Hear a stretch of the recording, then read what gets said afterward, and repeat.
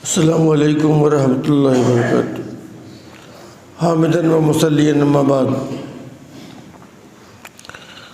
کل کے درس میں ایک بات یہ رہ گئی تھی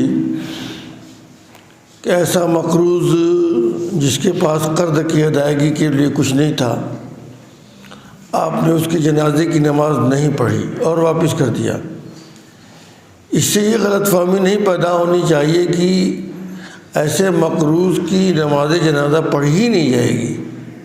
نہیں، آپ نے نہیں پڑھی، مگر آپ نے یہ کہا کہ صلو علی صاحبکم، تم لوگ لے جاؤ اپنے ساتھی کی نماز جنازہ پڑھ لو۔ اس لیے اور لوگ جو عام لوگ ہیں وہ لوگ تو جنازے کی نماز پڑھیں گے، مگر جو اس وقت کا امام ہے، ذمہ دار ہے، تو ایسے لوگ اس سے بچیں گے۔ اور مقصد یہ ہے کہ تاکہ دیگر لوگوں کو اس بات کا احساس ہو کہ اگر میں بھی قرض کی ادائیگی کا انتظام کیے بغیر مر گیا تو میرا بھی یہی انجام ہوگا۔ جس طریقے سے مقروض کے جنازے کو آپ نے واپس کر دیا، ایسے ہی اگر خودکشی کرنے والے کا جنازہ آتا تب بھی آپ یہی کرتے تھے کہ لے جاؤ صلو علی صاحبکم۔ دونوں کا معاملہ ایک ہی ہے۔ اسی پر قیاس کرتے ہوئے محدثین اس بات کے قائل ہیں کہ بے نمازی کے جنازے کا بھی معاملہ یہی ہے، مگر آج کے دور میں تو بے نمازی زیادہ ہیں۔ بہرحال تو یہ احکامات ہیں مقروض کے متعلق، جو مقروض کی اس کے پاس ادائیگی کا کوئی جگاڑ نہیں ہے اور کوئی ذمہ داری بھی نہیں لیتا۔ اسی سے متعلق ایک بات یہ بھی کہ اگر کوئی آدمی مر جاتا ہے تو مرنے کے بعد جو کچھ بھی وہ چھوڑ کے جاتا ہے اس سے متعلق 4 حقوق ہوتے ہیں۔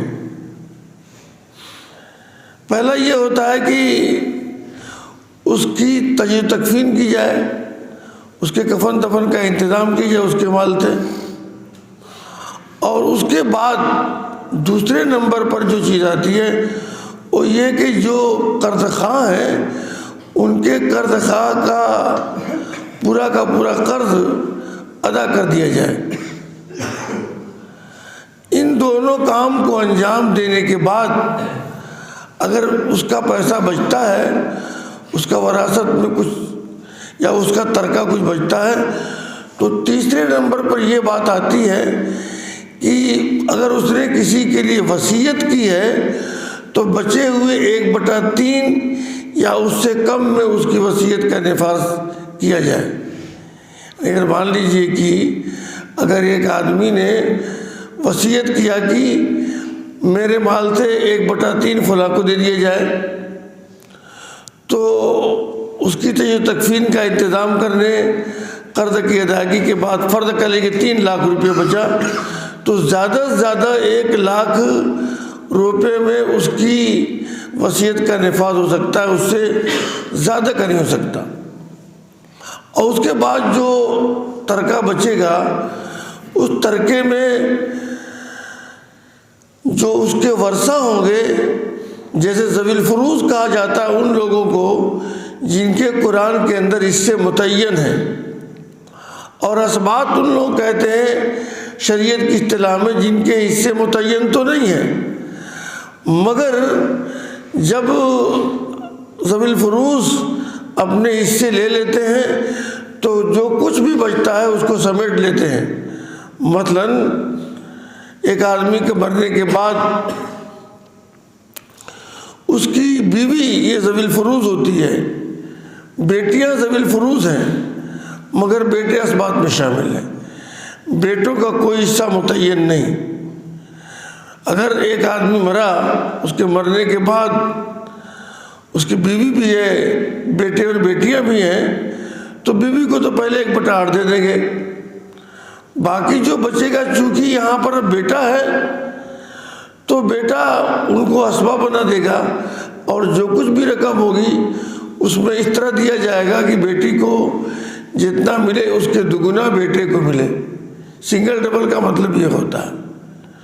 تو یہ شریعت کے اصول ہے اس وراثت کی تقسیم کے بارے میں، لیکن یہ بات ہمیشہ ذہن میں رکھنی چاہیے کہ وراثت کی تقسیم اسی وقت ہوگی جب قرض کی ادائیگی ہو جائے گی۔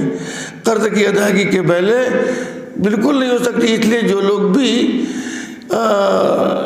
لوگوں کے بٹوارے میں یا لوگوں کے اس طریقے سے وراثت کی تقسیم کے ذمہ دار ہوتے ہیں، ان کو یہ اصول ہمیشہ ذہن میں رکھنا چاہیے کہ پہلے پوچھیں اور پوچھنے کے بعد قرض کی ادائیگی کریں، قرض کی ادائیگی کے بعد پھر وراثت کی تقسیم ہوگی۔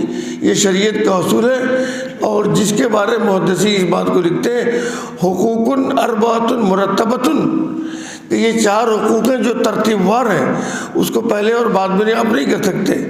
پہلے آپ کو تجویز تکفین، اور اس کے بعد وصیت، اس کے بعد قرض کی ادائیگی، اس کے بعد وصیت کا نفاذ، اور سب سے 4 نمبر پر سب سے آخر میں جو نمبر آتا ہے وہ وراثت کی تقسیم کا۔ یہ شریعت کا اصول ہے۔ دعا کرنا چاہیے کہ اللہ تعالیٰ ہم سب کو شریعت کے اصول پر کاربند رہنے کی توفیق بخشے، آمین۔ وما علینا الا البلاغ، والسلام علیکم ورحمۃ اللہ وبرکاتہ۔